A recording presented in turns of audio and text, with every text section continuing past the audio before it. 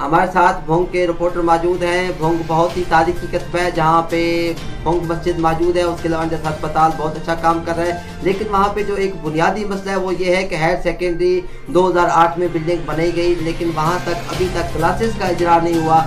ये अकरम नज़ीर साहब, इस हवाले से कोई पेशरफ्त हुई है?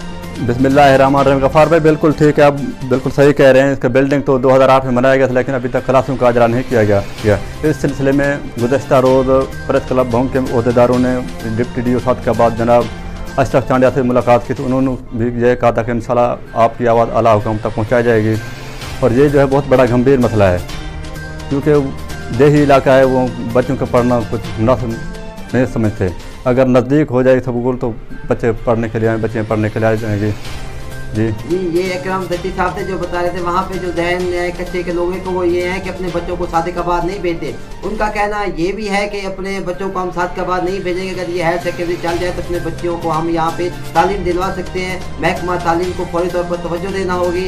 ये 2008 में बिल्डिंग बनी, 2019 शुरू हो चुका है, तकरीबन 11 साल का अर्सा गुजर चुका है, अभी तक क्लासेस का इजरा नहीं हुआ, जो कि भोंग के मकीनों के साथ बहुत बड़ी ज्यादती है। मैं अवामी नुमाइंदों DC और इमरान और महकमा तालीम से मुतालबा करता हूँ कि हायर सेकेंडरी की क्लासेस का फौरी इजरा किया जाए।